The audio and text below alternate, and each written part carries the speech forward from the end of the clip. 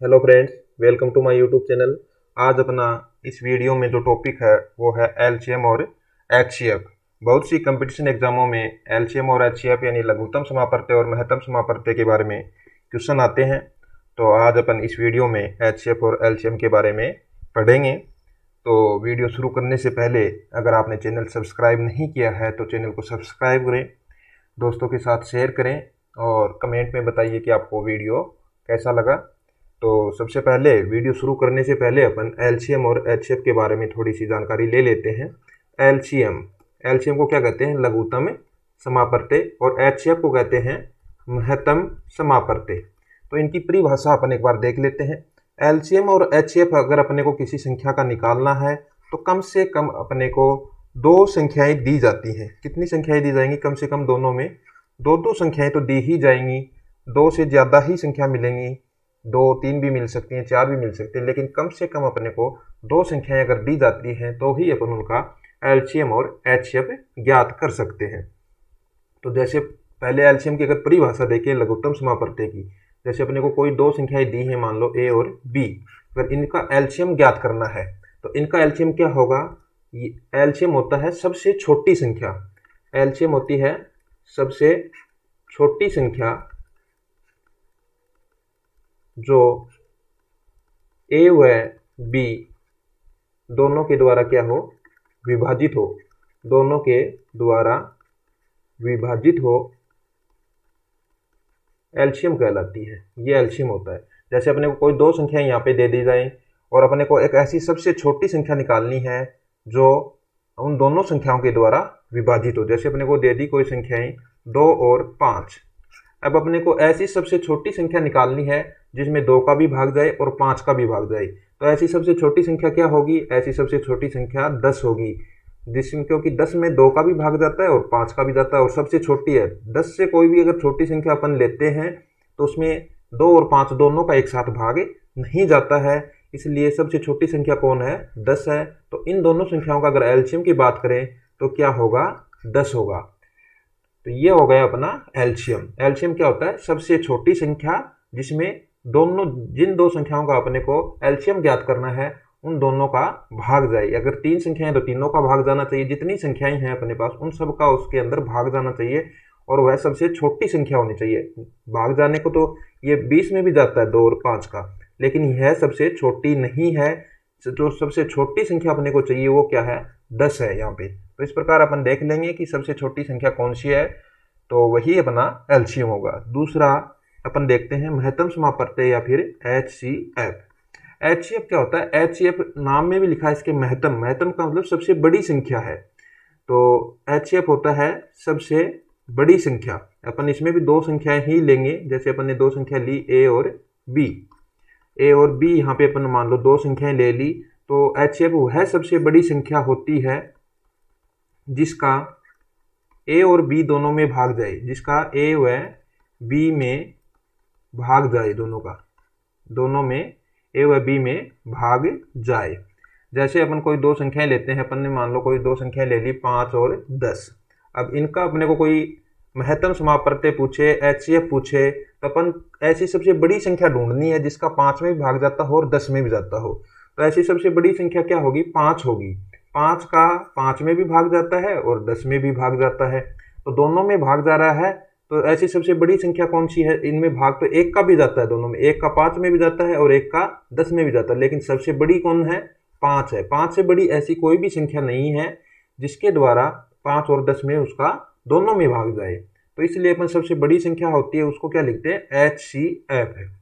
ये अपना महत्तम समापवर्ती हो जाता है। अब एक क्वेश्चन इसके ऊपर एक और है, उसके ऊपर अपना क्वेश्चन बनता है। एक संबंध है दोनों में। अगर अपने पास दो ही संख्याएं दे रखी हैं, मान लो ए और बी, अपने को दो संख्याएं दे रखी हैं, तो इनके लिए एक संबंध होता है ए गुणा बी। अगर दोनों संख्याओं को गुणा करते हैं और इनको एलसीएम दोनों का निकाल के, एलसीएम किसका? ए और बी का, गुणा एचसीएफ ए और बी का। यानी एलसीएम और एचसीएफ को किन्हीं दो संख्याओं के एलसीएम और एचसीएफ को अगर गुणा करते हैं तो वह किसके बराबर आता है?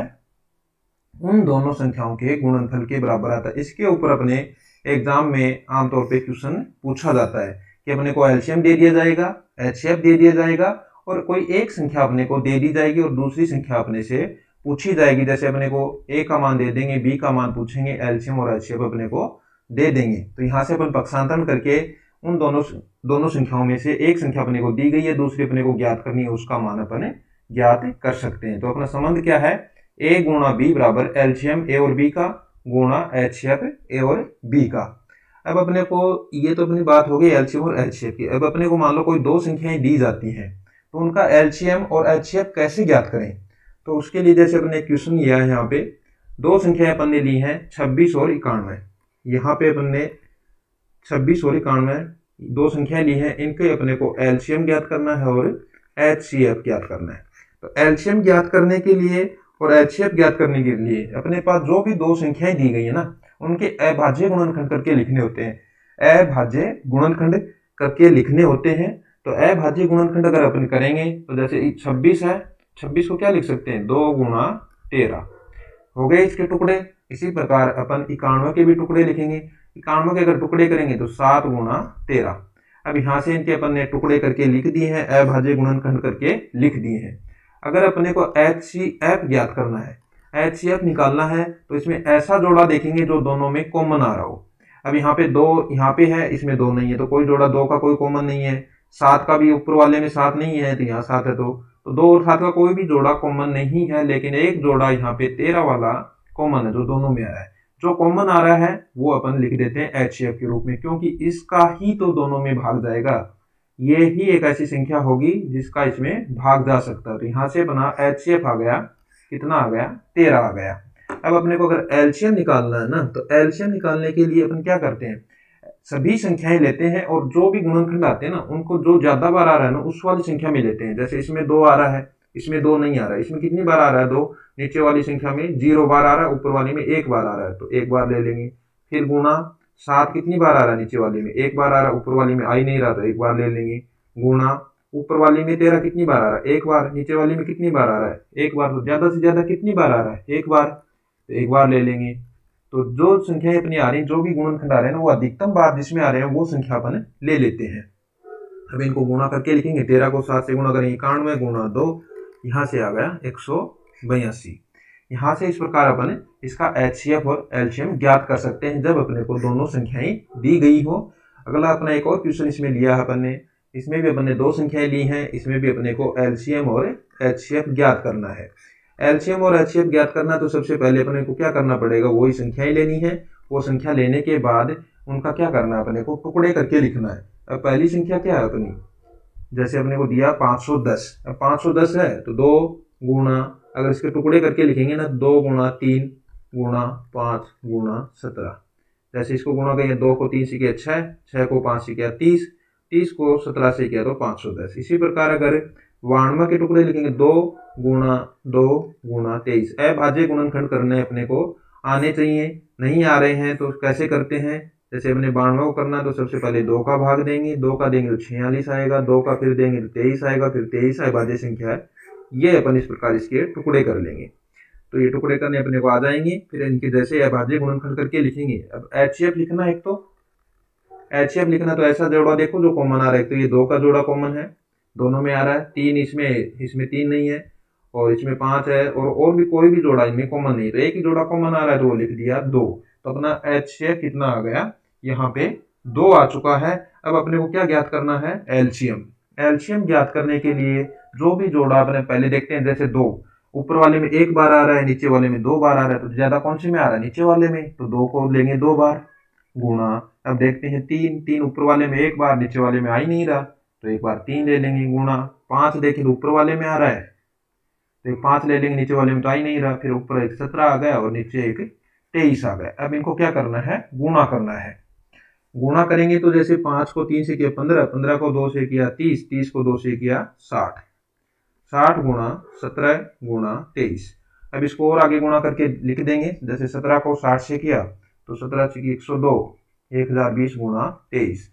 अब 1020 को किससे गुणा करना है, 23 से, तो इसको गुणा कर देंगे 0, 23 को 2 से किया 46 और 23, ये आ गया अपना 23,460। ये अपना एलसीएम आ गया है इसका, 23,460। इन दोनों का एलसीएम कितना आएगा 23,460 और एचसीएफ कितना आया है 2 यहाँ पे अपना आया है। अपना अगले प्रकार का जो क्वेश्चन है, ये वाला क्वेश्चन इंपॉर्टेंट है, इसके ऊपर ही एग्जाम में क्वेश्चन पूछे जाते हैं ज्यादातर। एचसीएफ अपने को दे रखा है 2, एलसीएम अपने को दे रखा है 792 792। एक संख्या अपने को दे दी गई है 22, तो दूसरी संख्या क्या होगी। तो अपने को एक संबंध है, अपने पढ़ा है अभी वो संबंध से इसको करेंगे। वो रिलेशन क्या है, जैसे दोनों संख्याओं को गुणा क्या होगा, दोनों संख्याओं का गुणा, अपना संबंध क्या है, दोनों संख्याओं का गुणनफल किसके बराबर होता है, एचसीएफ गुणा एलसीएम। ये दो संख्याओं के लिए ही लागू होता है। अगर अपने पास 3 संख्याएं देते हैं तो ये वाला संबंध अपना लागू नहीं होगा। तो दोनों संख्याओं को गुणनफल अपने को ज्ञात करना है, तो एक संख्या 22 है, दूसरी अपन मान लेते हैं x, ये अपने को ज्ञात करनी है। एचसीएफ अपने को दे रखा है 2, एलसीएम अपने को दे रखा है 792 792। x का मान यहाँ से अपने को ज्ञात करना है, तो x गुणा 2 गुणा 792 बट्टे 22, इसको कैंसिल कर देंगे। अब इसका इसमें भाग देंगे तो कितना आएगा, 11 का भाग देंगे तो 7 और 2, यहाँ से अपना x का जो मान है वह आ गया है 72। इस प्रकार अपन एचसीएफ इसका एलसीएम देने के बाद एक संख्या दे दी गई हो और अपन क्या ज्ञात कर सकते हैं, दूसरी संख्या अपन यहाँ आसानी से ज्ञात कर सकते हैं। इस प्रकार अपन एचसीएफ और एलसीएम के क्वेश्चन आसानी से सोल्व कर लेंगे। चैनल को सब्सक्राइब कीजिए, दोस्तों के साथ शेयर कीजिए। Thank you for watching my video. Thank you.